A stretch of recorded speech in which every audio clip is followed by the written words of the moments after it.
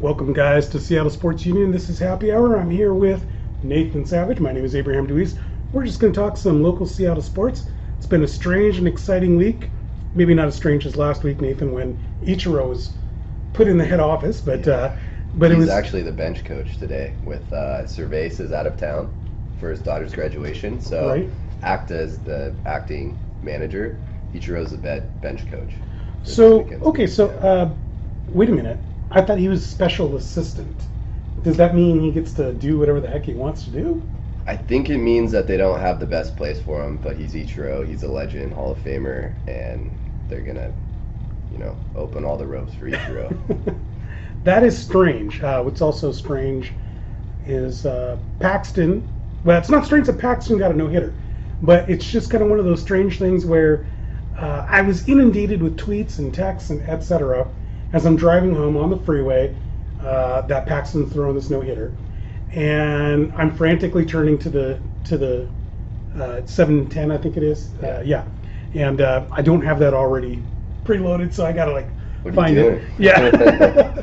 Well, so now watch the Mariners. It's usually on television. Yeah. This is one of those dumb East Coast games where, I can't watch it. It was an early game. Yeah, but I did get to catch some of it on the radio. Caught the last inning. Did you get to watching that no hitter, Nathan? Yeah, I listened to it on the radio as well, starting in the fifth, and I caught the 8th and 9th inning on TV. But yeah, it's just one of those things for me, at least, where you just automatically assume this inning, this is where he gives it up. Oh, this batter, this is where he gives it up, and he kept getting him out. Dude, that's exactly what happened to me.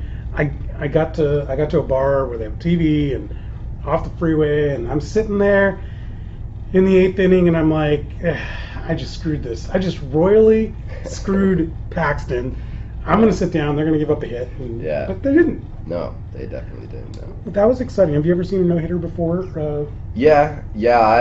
I've seen a couple. The awesome one was that Roy Halladay one in the playoffs. I think a lot of people caught that one because it was a playoff game, but didn't actually catch the Felix perfect game. I mean, same thing, 8th inning, whatever. I got text to watch it, but I did catch that perfect game. Yeah. I played hooky from work.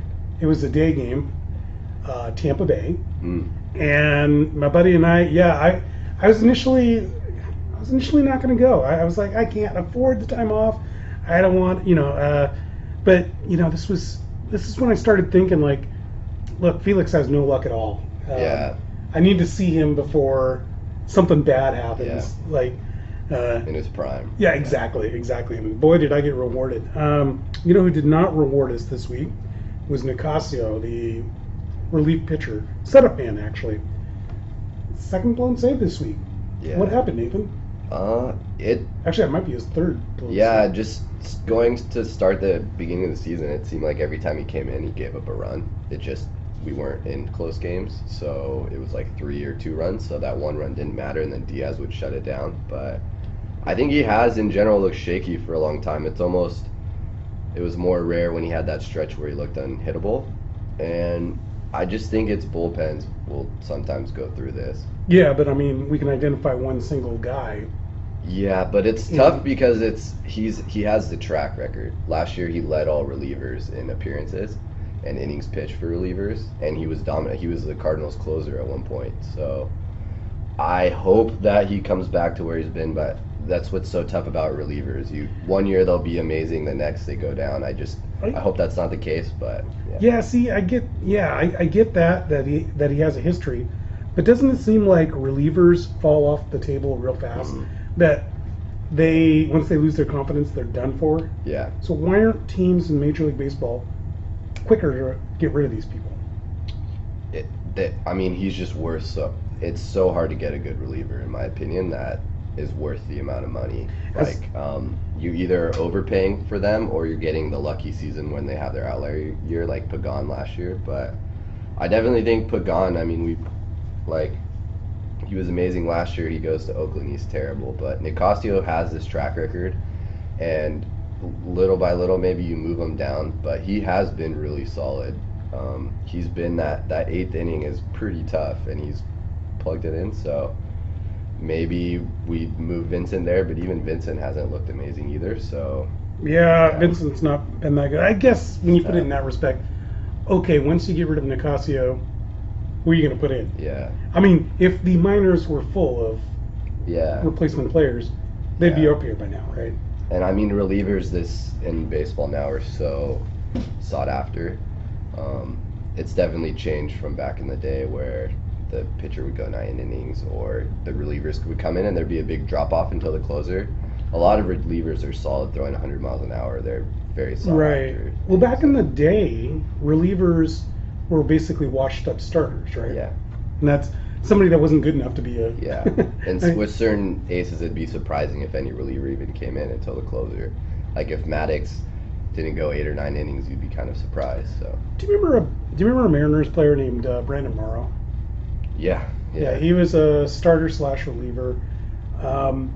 And I always thought he was a better reliever than he was a starter.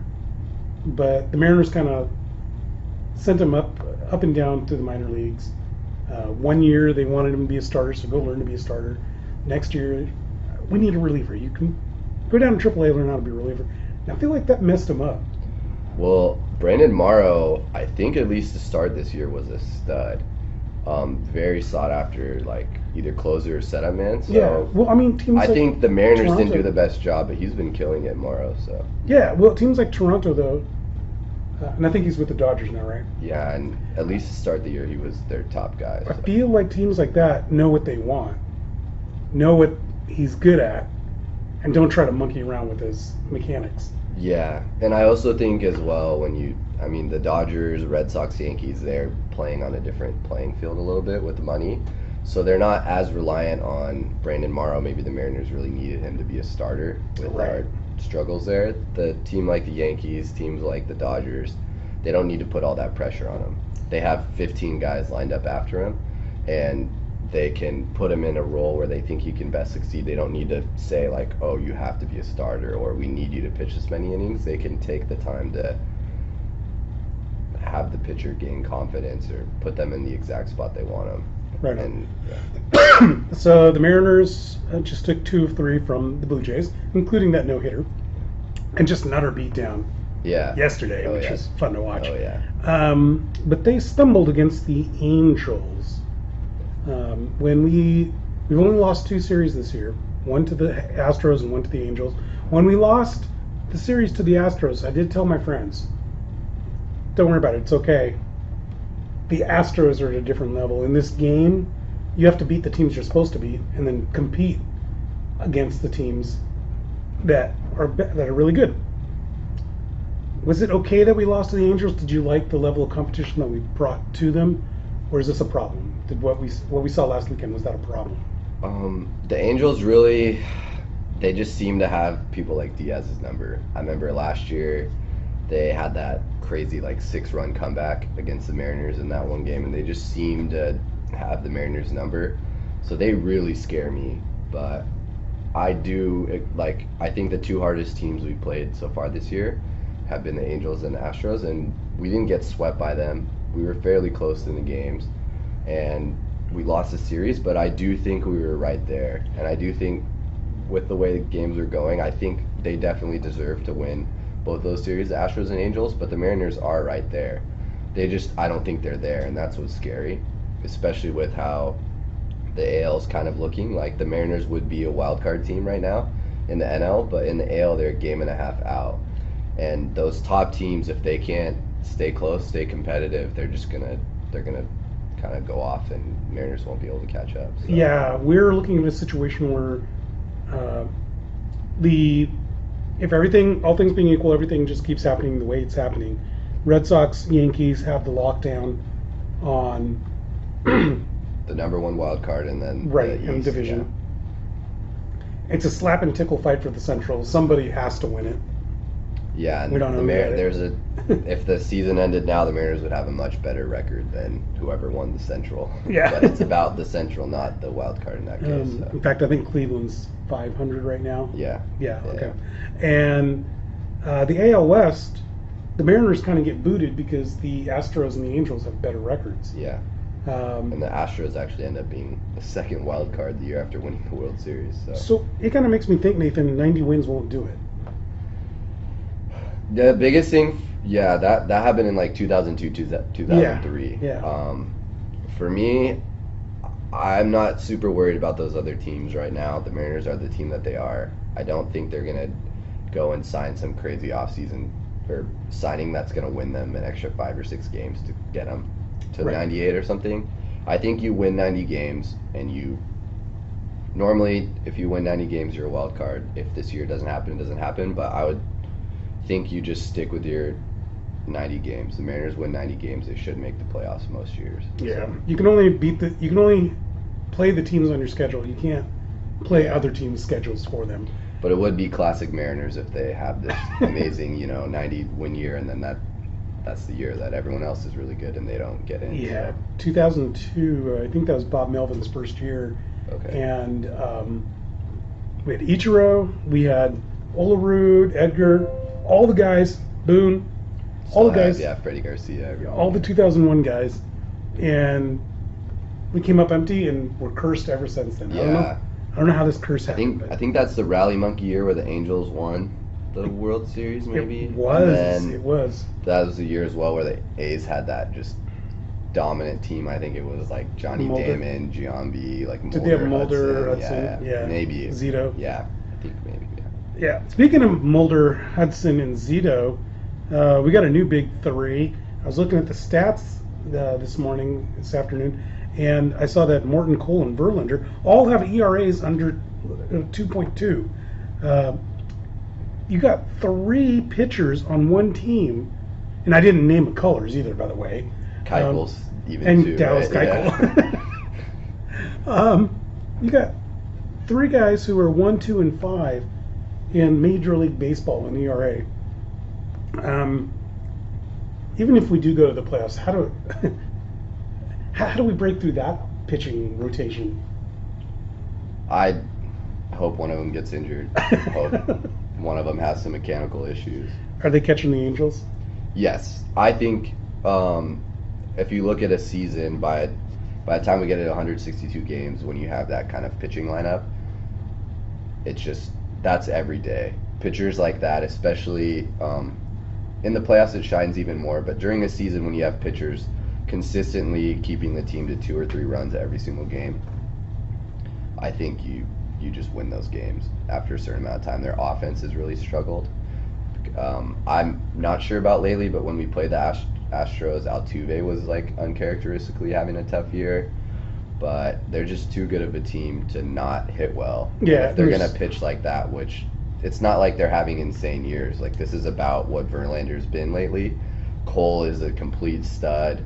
It's actually almost Morton is a big surprise, but I mean they have McCullers, Keuchel, like everyone, like they just have an embarrassment of riches. And Well, I guess the great thing is in the postseason, teams typically go with a 3-man rotation. Yeah, but they need relieving help. So McCullers last year against the Yankees basically won them the series. In the last game, he threw like 27 curveballs in a row and closed out the last 3 innings or something like that. They put him in a relieving role. I think so, Yes, yeah. that's right. And he shut them down. So I wouldn't want to face that curveball as a reliever coming in as well. So I have my notes out of order here, but I want to go back to the Mariners for a second. D. Gordon's batting .340, has 15 steals. Is that sustainable for him? You see, I don't watch the National League much, but I know that you've probably seen him with I the think he Dodgers and the Marlins. I think he had, yeah, I think the steals are right there. I think he had like 60 or whatever yeah. he did. I don't think I remember him batting .340. Yeah, throughout he the season. last year he did really well, but I think that'll come a little bit back down to earth. I'm also been worried out in center field. He's been banging himself up against the wall or making sliding plays when he doesn't have to. I'm a little bit worried about injuries, knock on wood, but Right. just because it's the Mariners, you see someone fall down, you expect the worst. So I think center field's a little more demanding than second, but I think the speed, that's since day one. We saw it with Dyson last year. There's guys on the field that have a certain level of speed, and they're going to get their bases. I think a big thing with the Mariners as well is D. Gordon's a big contact guy. He doesn't really walk that much. And when you have Segura, Cano, Cruz, Healy, Haniger, Seager behind you, you can't really just walk D. Gordon or or not give him good pitches. So I think that really plays into D. Gordon as well, and I think that's probably part of the benefit there as well. Am I going to look back, Nathan, in several years, and I'm going to see the lineup of Gordon, Segura, Cano, Cruz, Haniger, Seager? I mean, Healy, Heredia, Zunino. I mean, is this one of the greatest Mariner lineups of all time? Yeah. It's only May, so 4 guys get injured, and this team only lasted between March and May. But from when they were talking about it, when they had, at one point, they had Healy in the 9th spot. He was the 4th batter or 5th batter last year for the Athletics, and their offense was actually okay last year. That's just ridiculous. That's reminds me of just those top lineups. I think Healy's back up to 250. He's really bounced back from earlier this season. And he's done that. He's still young, but he's got expect the thumb injury. Yeah, and you just expect him to hit a certain level. I mean, he's an awesome acquisition in my opinion. Is it the end of the line for Vogelbach? He can't seem to claim that first base position. I think he's really good at hitting. I think he's a great DH in the future. Just that, honestly, they wouldn't have had the no-hitter if they had Vogelbach at first base. Some of the digs and stretches that Healy's able to make, it's a professional level of first base. Vogelbach at first base is like watching. He tries his best, but it's not a professional level in my opinion. And then if his hitting, which it's tough to ask him to hit this incredible rate that he does in the minors. Yeah. If it's not there, then it's just not worth it to have your first baseman costing you like that. So is the idea then you just wait it out until Cruz leaves? I think and slot Vogelbach in? Maybe you hope somehow he meets some defensive guru for first base and he turns it around. But I mean, Healy's pretty young, so he's looking solid, and just I feel like Vogelbach, you got to look at him as DH at least right now. Okay. And there will be injuries on the team. I think he'll show up this season again. Cruz is 37. Yeah. So he doesn't have that much longer. No, right? But anytime, it's a bummer to go from Cruz to Vogelbach at least right now. So I hope that if it is Vogelbach that steps in, it's because Vogelbach's killing it, not because Cruz fell off like he should at that age. But it's Cruz is not really lighting it on fire right now. Still effects from the injury? I think he'd have, 3 or 4 more home runs if he hadn't gotten injured there. He was just started out like that role. Cruz is more of, definitely he'll be really streaky. And he was starting out the season like he was about to carry our team for a little bit. And then, so we just wait for his streaks to come back. Yeah. Okay, and deal with it. Yeah. Dealing with it. Zunino's batting 194. Should I be worried? Or is the defense so amazing? Yeah, I mean, when he came back, the amount of pitches that he steals is awesome. I felt like when I was watching games all the time, those borderline calls when we had Freitas and Marjama playing all the time, we'd never get him. And now that Zunino's back, I feel like he'll just pretty far outside or pretty far inside, he'll always just pitch frame. And I think he'll get back to over 200, and he is hitting for power. I mean, yesterday he crushed the ball.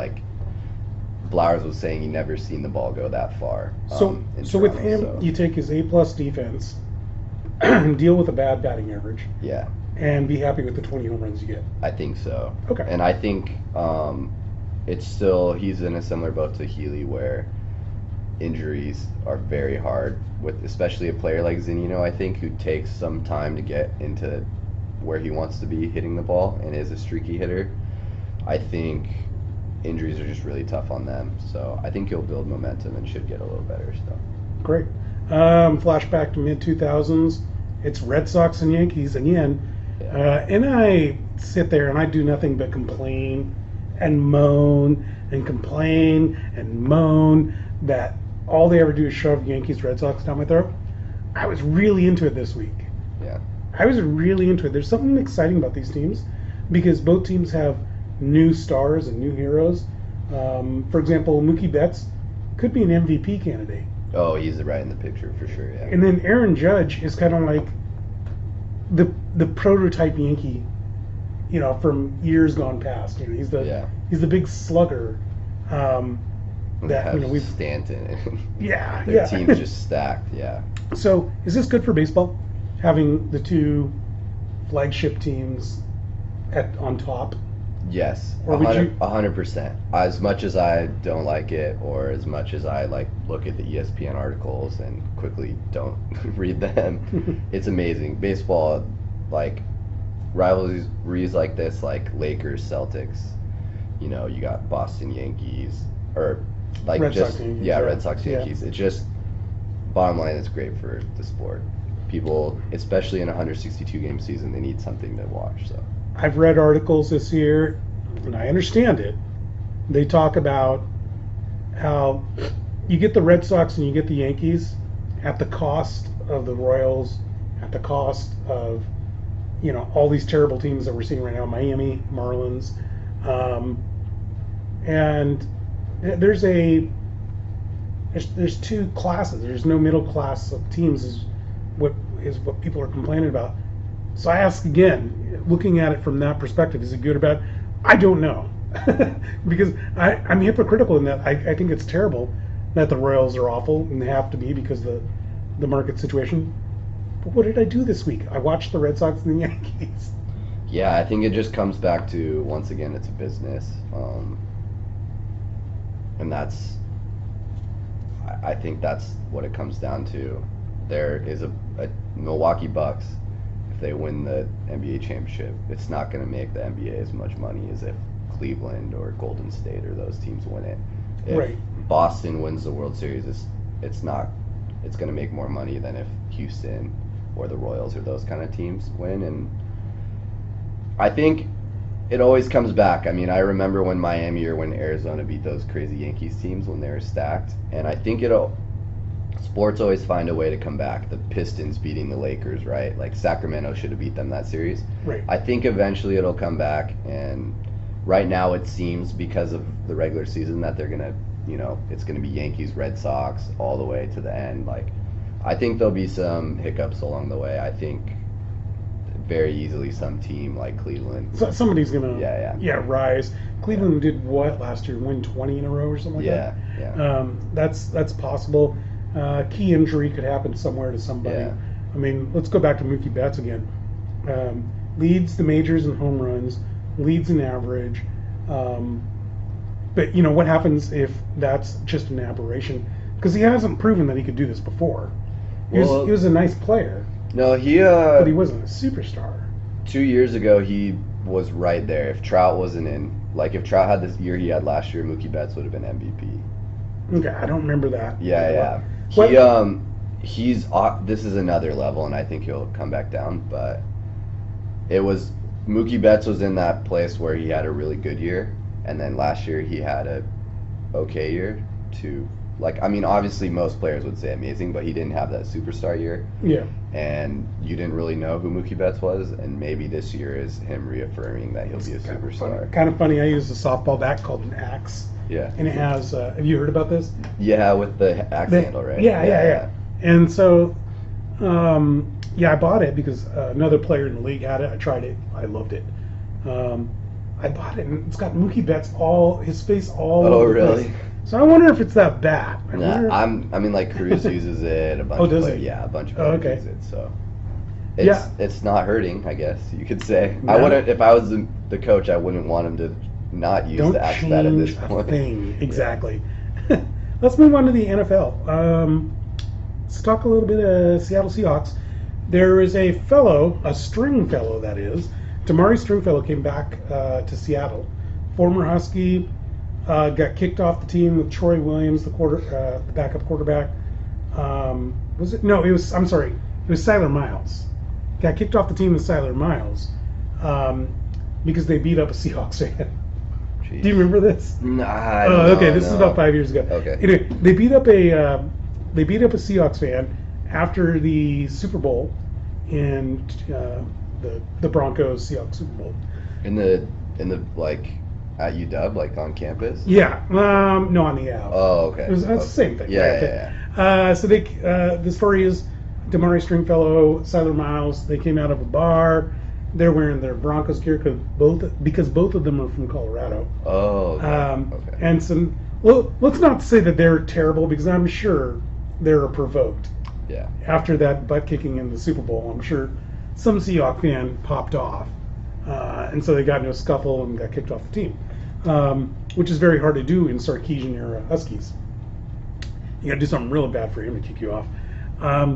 The Stringfellow went to Mississippi State, I think it was. Yeah, Mississippi State. Had a very good career. Now is a walk-on, or I'm sorry, a free agent signee to the Seahawks. Things are moving full circle. One, what do you think of Stringfellow coming back? Two, what do you think of this wide receiving core in general for the Seahawks? The big one for me is I don't think players at a certain point, I think there's, if you think that the punishment matches the crime, which I'm not 100% sure in his case, but I bet there was some suffering that he dealt with getting kicked off the team for his actions. Something like Michael Vick's a good example. Maybe he needed more punishment, I'm not sure, but it seemed like he fully atoned for what he did. Going from Seattle to middle of nowhere, Mississippi is probably punishment enough. Yeah, and it sounds like maybe he would have been not a walk-on, maybe he would have been drafted if some of these issues, but right. I think after that point it comes down to it's football. You compete, your past actions, you can throw a little bit of that away. I think he'll always wear that on his shoulder. I'm not sure how that'll be, but if he makes the team, great. I don't see him making the team just because there's people like Darbo who I just see him making the team. What do you see in Darbo that I'm not seeing? I see that last year we had Kason Williams, who I was really, really high on, and I trust our team with how they kind of evaluate players, and they chose to stick with Darbo. And this is only his second year, right? Last year he was a rookie. He was a rookie for Michigan. So I think he's probably. I mean, he looked good at Michigan. It's really hard to transition into the NFL level, I think, at wide receiver. And I just think that there's second round or whatever the round they drafted him, but there's talent there. Third, I think. Third round. Okay. Close enough. Okay. We'll see this year. I didn't see it myself. I didn't see much out of anybody other than Baldwin, to be honest. Oh, by the way, we also got Jaron Brown, who I'm really high on. Yeah, tell me about Jaron Brown. I just know him because of John Brown. Because in fantasy, it'd always say J. Brown, Arizona, and everyone had John Brown on their at least one fantasy squad. And you'd see touchdown, you get really excited because I had him as like a sleeper, and then no, it'd be Jaron Brown. But so I thought I knew Cardinals receivers, but I don't know who Jaron Brown is. I think you don't know Jaron Brown because of John Brown. Because a lot of touchdowns that went to J. Brown, you probably just accredited to John Brown. But he filled in my opinion, pretty well when John Brown had his sickle cell or Floyd, once Floyd left. Yeah. And he was solid. He had his injury problems last year, but he's big, he's fast. Like, I think he's an NFL player. So if someone forces him to get cut, then I think with this wide receiver class we have someone like Darbo or even the guy you just talked about who full on deserves to be in that position. I think there's enough competition that we'll get NFL wide receivers. Okay, so Jaron Brown's making an NFL roster somewhere is what you're saying. Most likely Seahawks. Yeah. But what if we bring in Des Bryant and Brandon Marshall to try? It sounds like a big no for both of those guys. Oh, okay. Both of those guys, at least Brandon Marshall for sure now, it seems like he's got like an analyst job that he has the option to fall back on, so he actually is more looking for the money, it sounds like. Which we're not going to pay. Yeah, and I think Dez is in a similar boat too, where he wants a 1 year, like the Giants actually offered him a pretty good deal for a few years and he turned it down, so. Interesting. Yeah. In my opinion, if you can get either guy, why not? Yes. I wonder. I don't know if they're going to be available. I wonder if Des Bryant is available during August training camp. I'd love it. Yeah. Oh yeah. I don't think Dak has a very good deep ball. Like the first game where it wasn't Tony Romo and it went to Dak, just because I had like Elliott on my team and actually Des Bryant for fantasy, I watched Des Bryant's production just fall off a cliff. Yeah, I think we saw what Dak Prescott was last year. When you take away the running back, when you take away, Bryant. Bryant took himself away. His skills were declining. But even like his best player, like he made Michael Beasley a fantasy relevant player, because I think Dak's amazing. I think he's a great quarterback. I just don't think his deep ball is that great. And with a guy like Dez declining, I think you have to throw a ball that is catchable. And I think Dez one-on-one, he won't get separation anymore. But Romo did a great job of just throwing it to Dez, and Dez will usually come up with the ball because he's so physical. So I just think Dak is not that great of a deep ball quarterback, and his connection with Dez wasn't solid. So I think Dez is a little better than what people are giving him credit for. I'm not as high on Dak as you are. I find without Witten, witut I'm not that high on Dak. There's going to be a problem. Yeah. And Elliott and all that. So. But let's face it, that's not the Cowboys' main problem. Even though I'm not high on Dak Prescott, he's good. Yeah. What's not good is their entire defense. Yeah. They got some guys in the draft, but you should never rely on the draft to turn your season around. They didn't fix their safety problems. They got that kid out of Boise State who I like for linebacker. But he has kind of injury problems, too. Oh, does he really? And so they're trying to have him, because Sean Lee is amazing, but he just can't stay on the field. Yeah. So they have almost a similar player. So we'll see. There you go. Okay. I would love nothing more than the Cowboys to be the third team in NFL history to not win a game next year. So, but, I'm not much of a Cowboy fan. I'm not at all. So. Actually, I'll take it back in time. There was a time where I was a Cowboy fan. 1980s, they had a running back named Tony Dorsett. Sounds familiar. Yeah, and Tony Dorsett, who, by the way, his son, also named Dorsett, he played in the NFL for a little bit. But anyway, Tony Dorsett, really cool running back. I know my dad hated the Cowboys, so this was kind of like my, payback to my dad. I'm gonna like the Cowboys. They're my second team. Yeah. But once that Jimmy Johnson got in there, I couldn't deal with it. I couldn't handle all their silly shenanigans, and I can't do Jerry Jones either at all. Jerry Jones is awful. I can't stand him. So. Yeah. We're diverging from the topic here. The wide receivers, I don't think are very good. I think Stringfellow has a shot. I think anybody has a shot. And if your name isn't Baldwin, don't look anywhere else. Come try to apply for the Seahawks. Yeah. I hope Lockett, after that injury too, he needed a year and he'll come back. But he didn't look as fast last year. No. I hope it's like it takes time, to recover. So I hope he'll improve. Because I'm really high on Lockett. But was it an ACL? Leg. Broke his leg. Oh, broke his leg. Okay. Yeah. Kind of similar to the Earl Thomas injury. Okay. Oh boy. Let's go from wide receivers to running backs. And I say, oh boy, because I see a potential problem. Rashad Penny. Rashad, right? Rashad Penny. Yeah, with 3 A's. Rashad Penny was drafted. We have a glut of running backs, yet we don't. There's a weird paradox. We have running backs that can do the job, but they all get injured a lot, and they're never available. Or they're specialists, or they're specialists. Kind of yeah.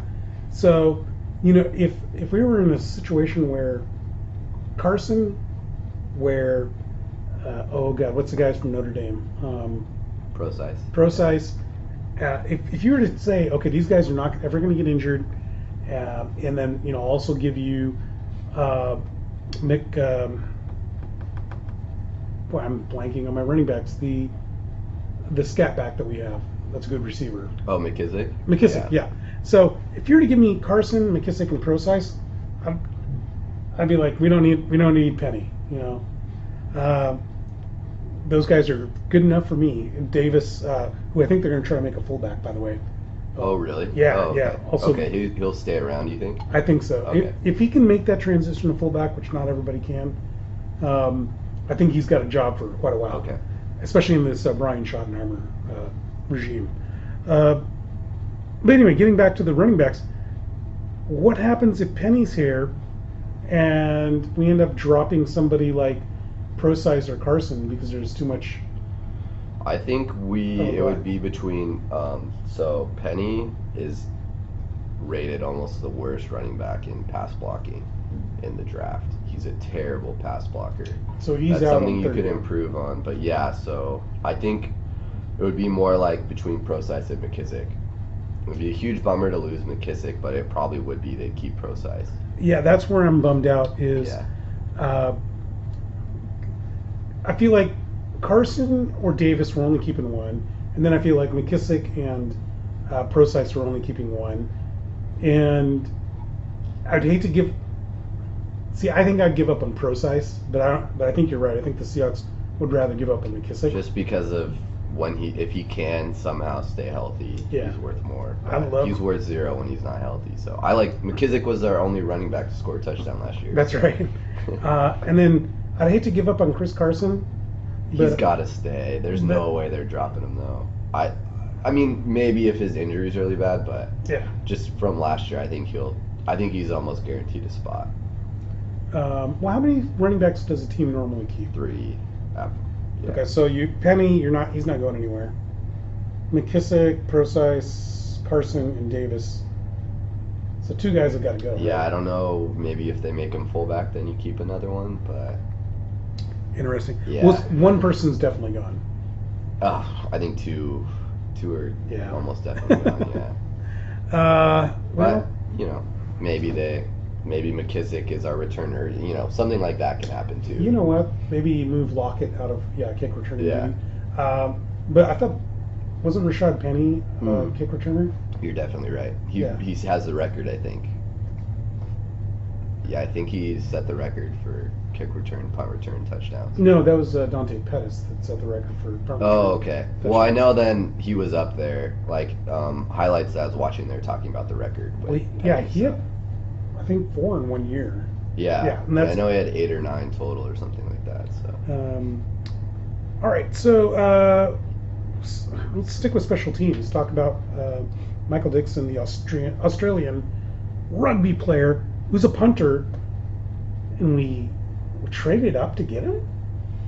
yeah, John Ryan was 3rd worst in the NFL on yards per punt last year. So as much as I love John Ryan, the I numbers love John Ryan. the numbers don't bear out keeping him. Yeah, last year was a tough year for punting.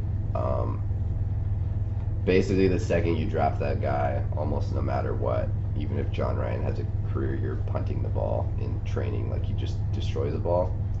I would hope Pete would stick to his guns and keep John Ryan, but you don't keep 2 punters. John Ryan's probably gone. It'll be Dixon, and I hope he doesn't have that Aguayo kind of thing of all that pressure being on you from being a high draft pick. Roberto Aguayo from Florida State. He was I think a second round draft pick for a place kicker, and he flamed out of the NFL because he couldn't handle the pressure. But I think punting's a little bit different, and the guy's leg, I mean, I can't even remember the stat, but he had some insane number of balls inside the 10-yard line last year, so he's a game changer as a punter. Okay. And so he's what Ryan was a handful of years ago. Oh yeah. Okay. Yeah, maybe not as great of a passer at the 10-yard line or a runner up the middle, but What do they call it? They call that tilting the field, right? yeah. Dixon tilts the field. Yeah. Oh, I mean he makes it vertical. The field, he tilts it a lot. All right, so I'll give you someone who's better than Ryan at passing, Leckler.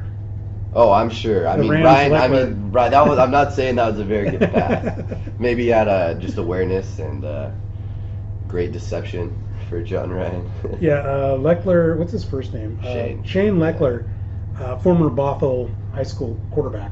Oh, really? I Yeah, didn't know. yeah, and so and he always seems to throw for a first down against the Seahawks Oh, okay. on a trick play. And He so, doesn't stick his tongue out though and make the weird face when he's throwing the touchdown though. Is that what Ryan did? You got to see the picture. It's awesome. My favorite play of John Ryan was the fake punt where he ran up the middle. And he was fumbling the ball and He got started concussed. fumbling yeah. the ball for no reason. Yeah. And then what did he get, a knee to the head? Concussed, yeah. Or I something? mean, he just was not looking at the guy that was Yeah. about to destroy him because he was worried about the football. He held on to the football, though. But He did. He was down. out cold, for sure.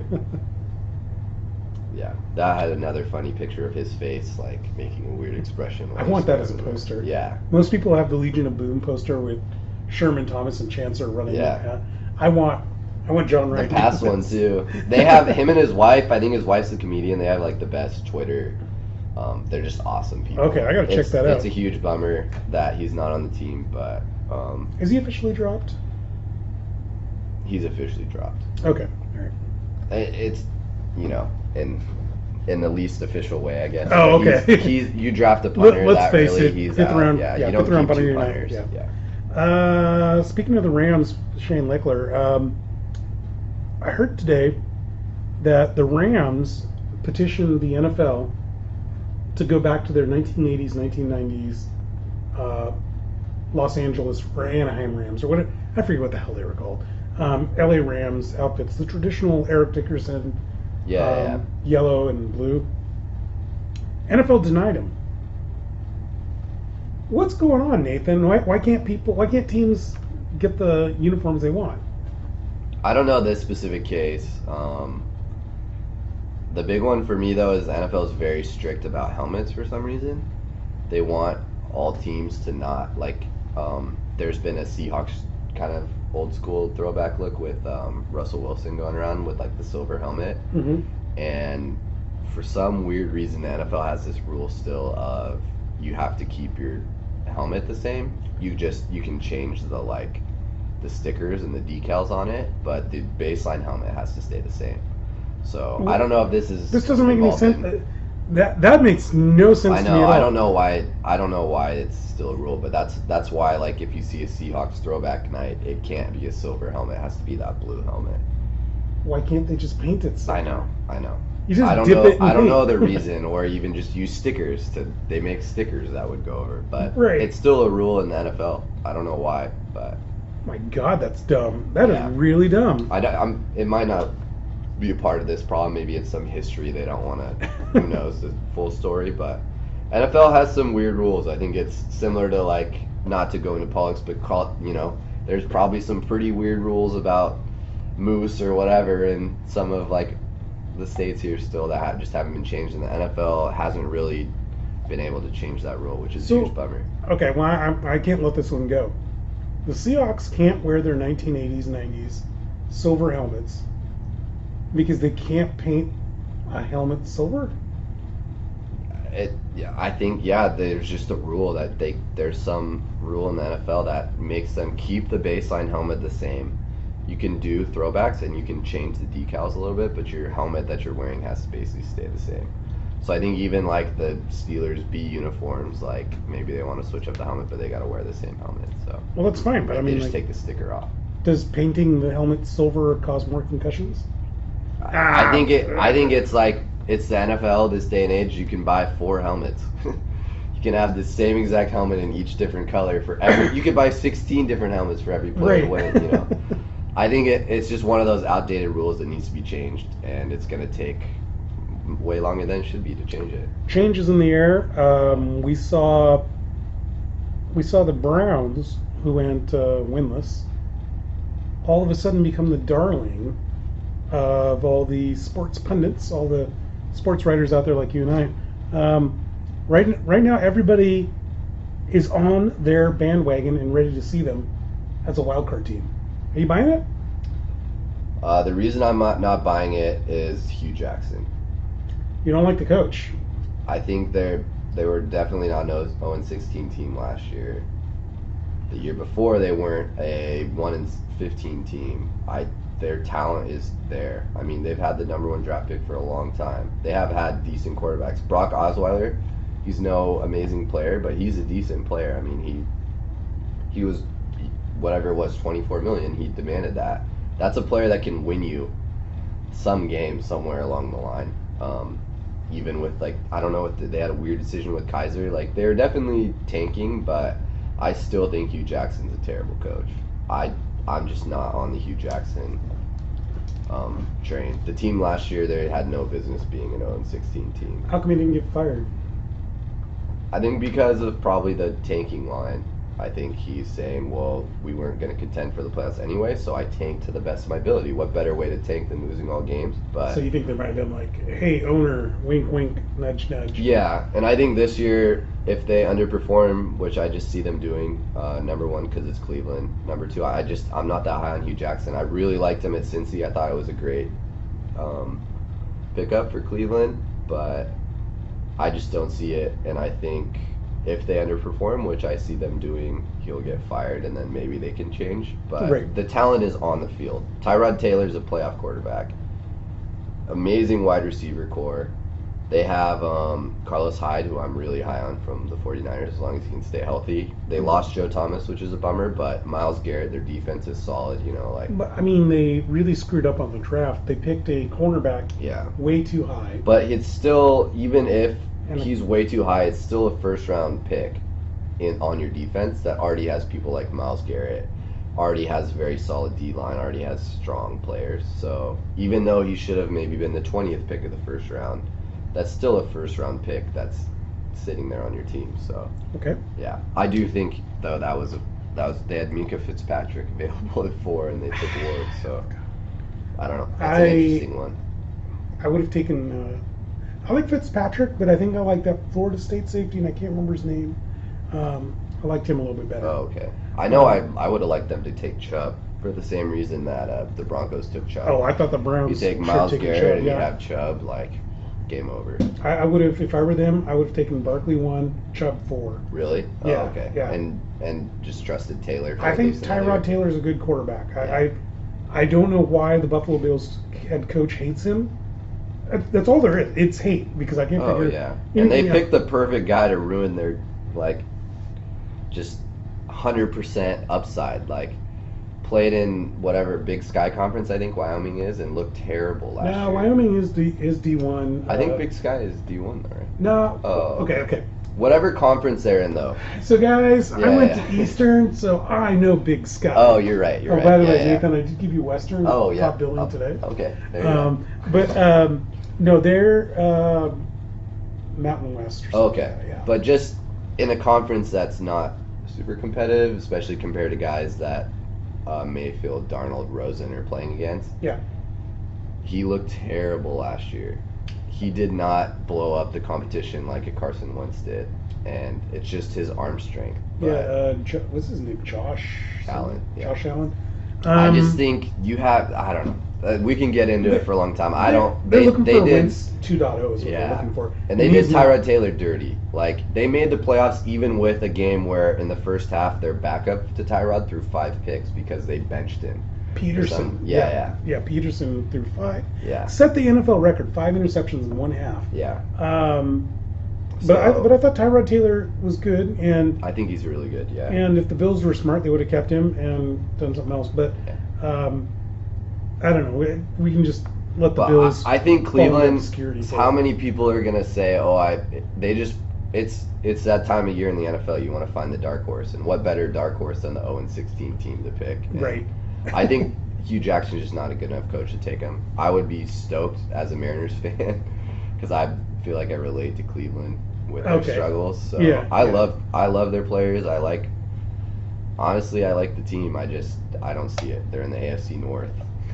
They got to play the Steelers, the Ravens of the world. Speaking of Steelers, quickly, Mason Rudolph was taken, Oklahoma State quarterback, really good in my opinion. There's rumblings that Roethlisberger is not okay with this. He said it in a conference. Really? Okay. Yeah, he said we could have. I don't understand at all. I could be here for a long time. Why did we waste a draft pick on a quarterback, basically? Wow, that's calling out management, isn't it? Yeah. He hasn't done that in the past, has he?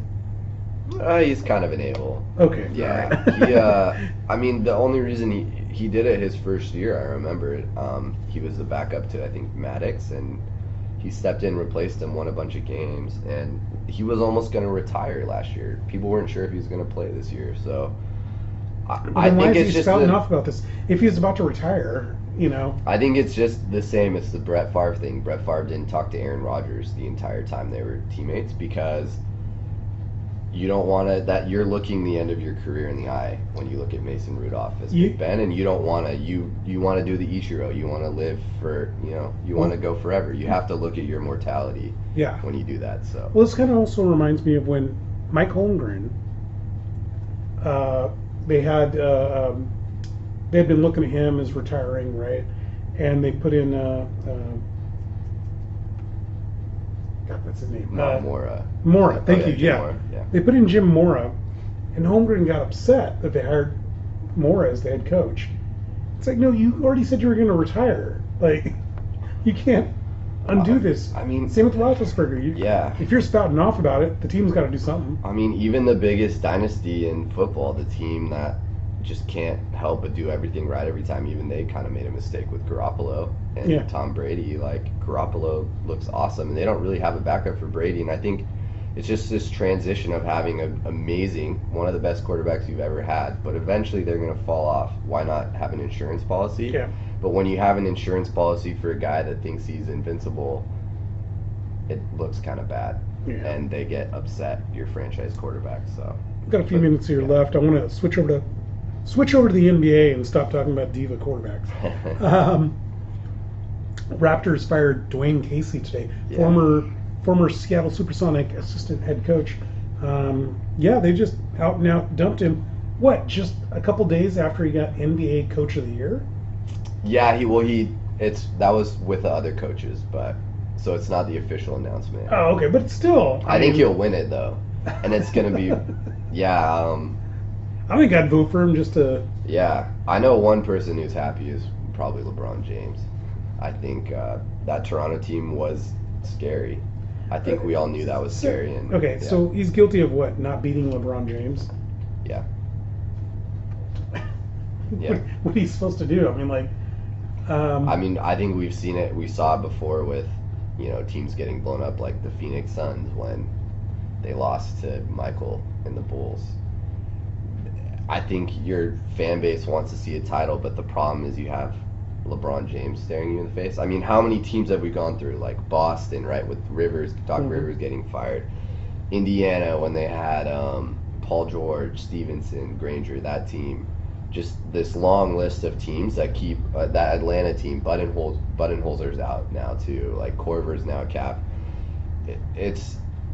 I don't think there's anything you can do, but they want to try to do something. They don't want to just admit to themselves like, no, it's LeBron. We can't do anything. And so you're going to fire your coach of the year. This kind of crap bothers me. Yeah, I don't like it. But I remember when the Miami Heat were heading to the playoffs, they fired Stan Van Gundy because greasy-haired guy used to coach the Lakers. Pat Riley. Pat Riley wanted all the credit for taking them the championship, and he used some BS excuse like, "No, he's just not good at handling the talent." It's like, what do you mean? They're number one in the league, and you fired him. I think the big thing is it's easier to get rid of the coach and blame it on that than blow up your entire team and blame it on the Kyle Lowrys and the DeRozans that didn't play very well. It's tougher to say, hey, your franchise players that we've invested in aren't actually able to compete, and so we should rebuild. Or you can say, oh, it's the coach, just wasn't able to. And that's just a way of rebuilding without rebuilding. What can the coach really do? You manage minutes. And it's you manage minutes. I mean, look at like who they lost to. Tyronn Lue, in a lot of regards, isn't a highly regarded coach. It's LeBron that is the coach of that team. Yeah. And I just think they have to try something. They want to tell their fans they're going to try something, but LeBron is LeBron, and he blows up teams that could have been kind of dynasties. I mean, look at what happened to that OKC team. If LeBron's Heat, if they hadn't beat that OKC team and OKC had won the title, maybe Harden stays, maybe Durant stays, right? And maybe we're looking at one of the best teams to ever play. But I just think that's what, when you have a Michael Jordan, when you have a LeBron. By the way, if you hate LeBron James and you're from Seattle, then I got a problem with you personally, because who beat OKC that year? That was LeBron James. Yeah. So we owe him, I think, a little bit of thank you for not letting OKC win. And I was so happy The to see kind of thank you that, he decides after he retires or in his final years, he decides to join the expansion Supersonics with Durant and become a player coach, Yeah. draft his son as the next LeBron James Jr. and they win multiple titles. So, Question for you about the Celtics and Cavs coming up here. Is this the snoozer that I think it'll be? I think they'll take some games. They're the type of team, they remind me a lot of like Indiana. Their two best players are injured on Boston. Tough matchup. So, I don't think they're going to win the series because of that. Like Gordon Hayward, Kyrie Irving are out. But they're the type of team that gives the Cavs fits. Well, the guy that's been giving people fits that I've been kind of watching is Aaron Baines, former Cougar Australian guy. I barely remembered him at Wazoo, to be honest. I only remembered him because he was Australian. Yeah. But I thought he was out of basketball, and here he pops up in the playoffs. Yeah. And he's doing well. He's getting 10 rebounds a game. Yeah, I mean, coaching, number one. That's one team where the coaching is insane. Brad Stevens he led Butler to a couple national championship appearances, and he's awesome, but Aaron Baines is actually, you're right, nailing on the head with Aaron Baines, because the big thing in those Celtics series that the Cavs would do or the Heat would do is they just destroy Al Horford. I guess it's just the Cavs, but Tristan Thompson, Al Horford had games in the playoffs and against the Cavs where he had 1 rebound. Like, on the boards, Tristan Thompson destroys Al Horford. So if Baines can come in and kind of take some of that pressure off Horford, then it could actually be a series. But I just, imagine how many teams in the NBA, they're losing their 2 best players, and they're able to compete with LeBron. So I was going to talk about LeBron scoring 34, yeah, averaging 34, 9 rebounds, 9 assists. But let's go back to Tristan Thompson. If it weren't for this whole thing with the Kardashians, it's awesome. This guy is actually a solid player that came out of nowhere, right? He was terrible this year until the playoffs. Until maybe he got in some trouble. I'm not a big Kardashian guy. Maybe you needed to get in trouble. No, I know, exactly. Because what I saw last week, I really was impressed. Oh, he was the reason he was a huge reason that was a sweep. They didn't even play Larry Nance Jr., who played a lot in the Indiana series because Thompson came in and dominated. Yeah. And he's a max contract player. He's not a come out of nowhere. He is worth more than almost every single player on that Cavs team. Okay. Well, I don't think he's worth it. Yeah. I don't. Yeah. I didn't think he was anybody. But that's anybody the thing special. is he was a draft pick and he was really solid and he was a big part. He was maybe the Ibaka of the OKC or the no, Chris Bosh would be tough, but maybe someone like a Ray Allen or that guy that just you need on the court with you. I don't feel like he got the press that Ray Allen did throughout his career. I mean, no, not. I'm saying on the Ray Allen at the end of his career. Oh, I see. Okay. When you don't win these series without him, but you don't necessarily credit it to him. Yeah, exactly. Okay. And I don't think he's worth the max, but he makes them a much better team when he's playing well. So quickly, we're almost out of time here. Rockets, Warriors. Rockets. We all know about Joe Harden, but I feel like their story these last couple weeks has been CP3 and Clint Capella. I really like the way Capella especially does the dirty work underneath the boards. Yeah. And CP3 is just CP3. Chris Paul is always Chris Paul. And Chris Paul. I think the biggest thing with guys like Capella, guys like Chris Paul, is James Harden will score you a bunch of points. He will assist. I say Joe Harden. Sorry, I heard it, but the cornerback for the good. Cleveland Browns about 5 years ago. Anyway, he on the offensive end is insane, amazing. But on defensive assignments with rebounding, Chris Paul is number 1 or number 2 point guard in the NBA in defense. He is insane. He takes guys out of their game. He's always dominated Curry, so that's a big thing. Is he will make Curry have a very tough time.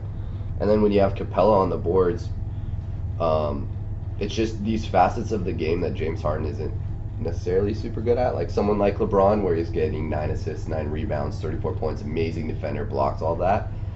He's having elite James Harden on offense level players at those positions, like Capella rebounding, Chris Paul defense, so that James Harden can focus on the offense and can focus on what he's best at. Right. And that team for me is just stacked on just a multiple facet level, on top of obviously Chris Paul, when James Harden is out, is going to be a great passer, great player. Capella is actually pretty good on the offensive end as well. He's like plays the Jordan role from DeAndre Jordan from the Clippers role with Chris Paul. He plays that role perfectly actually. So I just think their team's stacked. I mean, I think the next question is going to be, can they beat the Warriors? And let's talk about those Warriors. Yeah. 3 players in this playoffs that all score over 20 points average per game. Thompson, Curry, Klay Thompson, Curry, and Durant. I mean, the last time I saw a triple threat like this was for our Supersonics fans, Tom Chambers, Dale Ellis, and Xavier McDaniel. Granted, I think these guys are better than those 3, but how crazy is that? You have 3 guys scoring 20 points per game. I think the big one for me is Curry completely changes the way you play basketball, and you can basketball is easier when you have a guy that has to be guarded at 35 feet outside the 3-point line and needs attention at all times. It makes the game a little bit easier for you as a shooter, finding your spacing, finding your spots, driving the lane when that much of a pull is being created. It used to happen with guys like Shaq, where so much pull was heading down into the paint that people like Robert Horry, Kobe, Derek Fisher, they thrive. Yep. So it's kind of like the opposite with Curry. So much is pushed out that you have so much room on the court. And when they didn't have Curry and he was injured, I think there were some huge growing pains with the Warriors. And they really learned almost better. Like, I haven't seen Klay Thompson play like this since before Durant. Yeah. And the Warriors are defending champs. But I believe your call was the Rockets. I still think the Rockets will win, but the favorite, I don't think anyone can ever say that the Warriors, like they might Vegas odds or whatever, the Warriors are the favorite. You're the defending champions. You're a full lineup now. I would love it if the Rockets win. I do think they're amazing, and I think they're good enough to beat them, but yeah. Well, whatever it's going to be fun, and it's going to be great watching the Mariners. It's going to be great watching NBA. It's going to be great watching the NHL. Yeah, Stanley Cup playoffs are looking good too. So. All right, Nathan, thank you very much for joining us this week. My name is Abraham DeWeese. We are the Seattle Sports Union. Check out all our great articles at www.seattlesportsunion.com. As well, go down below here on YouTube. Leave your comments and also subscribe. Check out our great tweets our great tweets at Seattle Sports U, and check us out on Facebook. We'll see you guys next week. Have a great day. Yeah, and I'm voting for team doubleheader. Maybe we might get a final Mariners doubleheader. So we'll see. I'd be pretty excited.